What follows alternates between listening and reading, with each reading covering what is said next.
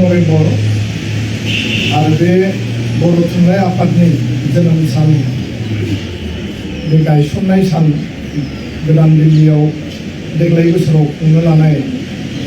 आरो बे हाबाफारिया सोलिबाय थानाय फुंबिलिनि फिरफिला बिरनायनि उनाव बे समाव मोनफ्रोमबो बिबान बावनाय बे हाबाफारिखौ जों मावफुंनो लादों आरो हाबाफारियाव बाहागो लानाय बर' थुनलाइ आफादनि मानगोनां आफादगिरि करेन बर' आदा बिथां बे हाबाफारियावनो बाहागो लानाय बिटिआरनि मानगोनां श्री प्रमद बर' बिथां आसामनि मन्त्रि मानगोनां बिजि ब्रह्म बिथां बिटिआरनि स्पिकार कातिराम बर'जों लोगोसे एमएलए जयन्त बसुमतारी लोगोसेनो बर' कसारि अट'नमास काउन्सिल नार्जारि दुलाराय बर' फरायसा आफादनि बोसोनगिरि फुंखा स्वरगियारि गाहाय नेहाथारि अनिन्द्र बसुमतारी गांधी हिंदुस्तानी साहित्य सभा के सभापति कुसुम मैडम जी और शशि मैडम जी महर्षि वाल्मीकि संस्कृत विश्वविद्यालय के कुलपति सम्मानीय प्रोफेसर रमेश भारद्वाज सार जी आरो बे हाबाफारियाव बाहागो लानाय गासै जोंनि बर' थुनलाइ आफादनि मिरुनि एबसुनि मिरुनि आरो जिल्ला आफादफोरनि मानगोनां आफादगिरि गाहाय नेहाथारि मानगोनां गेदेमा नोंथांमोन दिल्ली बड' एस'सियेसननि मानगोनां आफादगिरि मेनन ब्रह्मजों लोगोसे गुबुन गुबुन बिबानगिरि दुलाराय बर' फरायसा आफाद बर' थुनलाइ आफाद दिल्ली बड' एस'सियेसन आरो गांधी हिंदुस्तानी साहित्य सभा मोनब्रै आफादजों जथाय खुंजानाय दिनैनि बे 10 नभेम्बर बर' थुनलाइ आफादनि गायसननाय साननि मुंख्लं बावनाय बे हाबाफारियाव गिबियावनो आङो गासै सफैनो हानाय आलासि आरो गेदेमा नोंथांमोनखौ आङो खुलुमबाय आरो बरायबाय जोंनि मुंख्लं बिथांमोननिसिम रमान हांखोनि आरो रमान स्क्रिप्टनि आन्दलनाव गावखौ बावसोमनानै बे जोहोलाव जुजाइ बिथांमोना दिनै मुंख्लं जाबाय बिथांमोननि सोरगोआरि जिउनि आलो गोजोननि थाखाय आनान गसाइयाव आरज गाबदों आरो लोगोसेनो बर' थुनलाइ आफादनि हाबा मावलांनानै बर' राव आरो थुनलाइनि थाखाय आरो बर' बिजोंनि थाखाय जिउखौ बावसोमनानै जायफोरा सोरगोआरि जालांबाय आरो बर' राव थुनलाइ आरो बिजोङाव गेदेरथार बिहोमा होलांबाय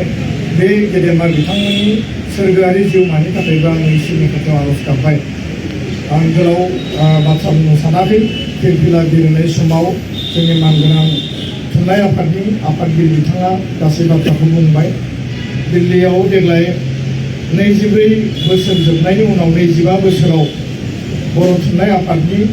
बे जोनोम सानखौ खुंनाय बा सिलभार जुबिली इयार बे मोनसे सेलिब्रेसन बेयाव जादों आरो बे मोनसे महत उद्देश्यखौ लानानै गांधी हिंदुस्तानी साहित्य सभाया इनभाइट खालामदोंमोन आरो बेबायदिनो जथायै दिनै खुंनाय जादों नैथि बाथ्राया जाहैबाय गांधी हिंदुस्तानी साहित्य सभानि बे केम्पासाव बड' सेन्टार फर बड' स्टाडिज बेखौ बर' राव थुनलाइ जौगानायनि थाखाय बाहायनो हानायनि मोनसे सेन्टार खुलिनानै होदों आरो बेयाव जायगा होदों जोंनि गांधी हिंदुस्तानी साहित्य सभानि मानगोनां बिथांमोना आरो बिनि गासै एरेन्जमेन्टनि स्पन्सरशिपखौ खालामदों बीटीआर काउंसिला मानगोनां प्रमोद बरुआ मैं बहुत बहुत आभारी व्यक्त करता हूँ हमारे ओर से कि गांधी हिंदुस्तानी साहित्य सभा आज हमको ये सेंटर फॉर बोडो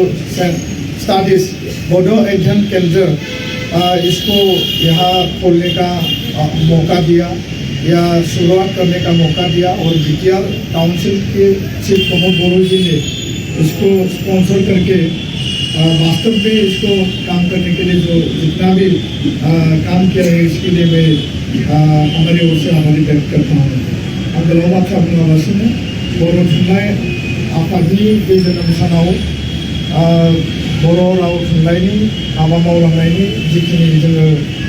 थांखि बे थांखिखौ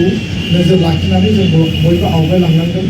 आरो लोगोसेनो जों समायखिरा लानांगोन जे जोंनि रावनि सायाव जों बिश्वास लाखिनांगोन कन्फिडेन्स आरो ट्रास्ट लाखिनांगोन आरो रावा थायोब्ला हारिया थागोन आरो राव आरो हारि थांना थानांगौनि थाखाय बर' मिडियामा थांना थानांगोन बर' मिडियामनि बाथ्रा बुङोब्ला गोबां जेंना जेंसि दाबो दङ बे बाथ्राफोरखौ जोङो मेन दाइसआव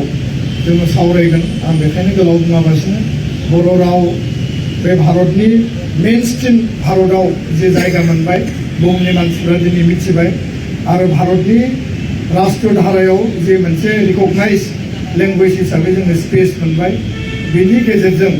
जोङो गावनि जायगायावबो खामानि मावनांगोन बड'लेण्ड आरो आसामावबो खामानि मावनांगोन आरो लोगोसे नेशनेल लेभेल इन्टारनेशनेल लेभेलावबो जों खामानि मावनांगोन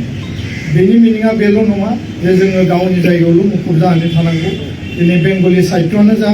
बा हिन्दी साहित्यआनो जा संस्कृत साहित्यआनो जा गुबुन गुबुन जायफोर लिटारेचारफोर दङ बा लेंगुवेजफोर दङ बे भाषा आरो साहित्यफोरखौ लानानै दिनै बिश्व दरबाराव बिकास खालामनायनि जौगाहोनायनि थाखाय बयबो हाबा मावदों आङो बिथांमोननि बेसेन गोसा जे जिउ बाउसोमनाय फिन खेबसेबाव आंनि गोसो गोरबोनि खुलुमनायखौ आं बावहरनानै बे श्रद्धांजलि आरो मुंख्लं बावनायाव आंनि जि बुंनाय बेयावनो फोजोबबाय बयखौबो साबायखर बावबाय गोजोन्थों थेंक इउ